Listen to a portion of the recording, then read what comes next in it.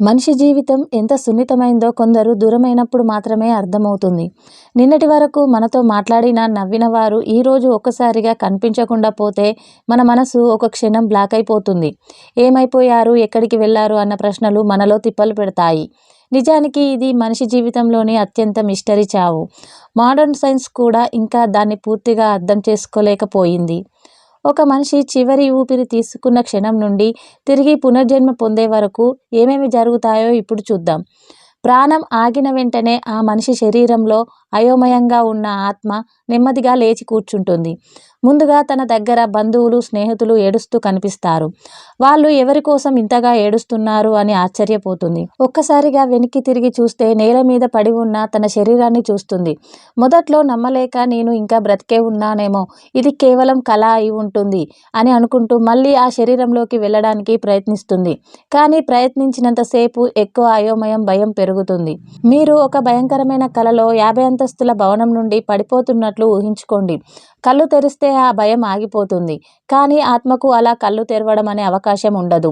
అందుకే మొదటి క్షణాల్లోనే ఆత్మకు భయం, తికమక, బాధ అన్నీ ఒకేసారి వచ్చేస్తాయి. తర్వాత క్రమంగా తన ప్రాణం పోయిందని తెలుసుకుంటుంది. తన శరీరాన్ని చుట్టూ కన్నీళ్లు పెట్టే వాళ్ళను చూస్తూ ఆ బాధని భరించలేక కూర్చుంటుంది. ఆ తర్వాత ఇంట్లో తనకు ఇష్టమైన ప్రదేశాలకు వెళ్ళి కూర్చుంటుంది. తన జీవితంలోని జ్ఞాపకాలను గుర్తు చేసుకుంటుంది. తనకు ఇష్టమైన వారిని దగ్గరగా చూసుకుంటూ వాళ్ళను వదిలి ఎలా వెళ్ళిపోవాలో అర్థం కాని స్థితిలో ఉంటుంది. ఇలా మొదటి 23 రోజుల వరకు ఆత్మ భూమి మీదే తిరుగుతూ ఉంటుంది. ఇంట్లో జరిగే అంత్యక్రియలు, రోదనలు అన్నీ చూసి గుండె భారమైపోతుంది. 4వ రోజు ముగిసిన తర్వాత యమదూతలు ప్రత్యక్షమవుతారు. నల్లటి శరీరంతో ఎర్రటి కళ్ళతో ఉన్నవారు ఆత్మ ముందుకు వచ్చి ఎలాంటి కరుణ లేకుండా యమలోకానికి తీసుకెళ్లడానికి ప్రయత్నిస్తారు. ఆత్మ మాత్రం భయంతో అక్కడే ఉండిపోవాలనుకుంటుంది. కానీ వాళ్లకు దయ అనే మాటే ఉండదు. మంచి కర్మలు చేసిన ఆత్మలతో యమదూతలు మృదువుగా ప్రవర్తిస్తారు. కానీ పాపాలు చేసిన ఆత్మలకు మాత్రం దారిలో భయంకరమైన అనుభవాలు ఎదురవుతాయి. ముళ్లతో నిండిన నేల, నిప్పుల మీద నడక, పదునైన ఇనుప ముక్కలు ఇవన్నీ దాటుతూ ఆత్మ 10వ రోజు వరకు ప్రయాణం చేస్తుంది. మొత్తం 189 యోజనాల దూరం దాటిన తర్వాత మాత్రమే విశ్రాంతి లభిస్తుంది. ఈ కాలంలో ఆత్మకు ఆకలి, దాహం అన్నవి కూడా ఉంటాయి. అందుకే గరుడ పురాణంలో పిండం పెట్టడం చాలా ముఖ్యమని చెప్తారు. రోజు లేదా కనీసం 2 రోజులకు ఒకసారి పిండం పెట్టకపోతే ఆత్మకు ప్రయాణం చేయడానికి శక్తి దొరకదు. అలా చిత్రహింసలు అనుభవిస్తూ ప్రయాణం కొనసాగించాల్సి వస్తుంది.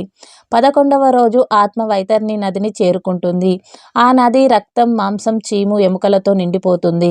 దాన్ని దాటడం మంచివారికి సులభం, కానీ పాపం చేసిన వారికి అత్యంత భయంకరం. ఇక్కడ పిండ ప్రదానం జరిగితేనే ఆత్మకు ప్రేత శరీరం లభిస్తుంది. ఒకవేళ పిండం పెట్టకపోతే ఆత్మ భూమి మీదే ఇరుక్కుపోయి ప్రేతాత్మగా మారి తన ఇంటి చుట్టూ తిరుగుతూ ఉంటుంది. వైతర్ని నదిని దాటిన తర్వాత ఆత్మను యమధర్మరాజు సభలోకి తీసుకెళ్తారు. చిత్రగుప్తుడు ఆ ఆత్మ చేసిన పాపపుణ్యాలను చదివి యమధర్మరాజు ముందు ఉంచుతాడు. దాన్ని ఆధారంగా యముడు ఆ ఆత్మ స్వర్గానికి వెళ్తుందా, నరకానికి వెళ్తుందా అన్నది నిర్ణయిస్తాడు. మంచి పనులు చేసిన ఆత్మల కోసం దేవదూతలు స్వయంగా ఆకాశరథంలో వచ్చి ఘనస్వాగతం పలుకుతారు. కానీ చెడు పనులు చేసిన ఆత్మల యాతన శరీరంలోకి పంపబడి నరకంలో తగిన శిక్షలు అనుభవిస్తాయి. అక్కడ కాల్చడం, ముక్కలు చేయడం, దహనం చేయడం ఇవన్నీ అక్కడి శిక్షల రూపాలు. ఆత్మకు నొప్పి అర్థమవుతుంది, కానీ శరీరం చస్తుందనే మాటే ఉండదు. కానీ కొందరు పాపపుణ్యాలు సమంగా చేసుకున్నవారు, వాళ్లకు పితృలోకంలో స్థానం లభిస్తుంది. అక్కడ స్వర్గం లాంటి సుఖం ఉండదు, నరకం లాంటి బాధ కూడా ఉండదు. శాంతితో ప్రశాంతంగా ఒకే చోట ఉండి పునర్జన్మ కోసం ఎదురు చూస్తుంటాయి. పితృలోకంలో ఉన్న ఆత్మలకు భూమి మీద వాళ్ళ బంధువులు చేసే తర్పణాలు, పిండ ప్రదానాలు ఆహారంగా చేరుతాయి. ఒకవేళ అవి చేయకపోతే ఆత్మకు అక్కడ కూడా శాంతి ఉండదు.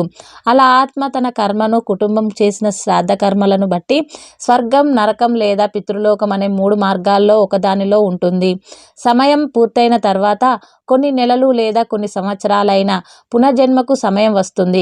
కానీ పునర్జన్మ పొందాలంటే చనిపోయిన 360 రోజుల తర్వాత సంవత్సరికం జరగాలి. అది జరగకపోతే ఆ ఆత్మ ప్రేతాత్మగా మిగిలిపోతుంది.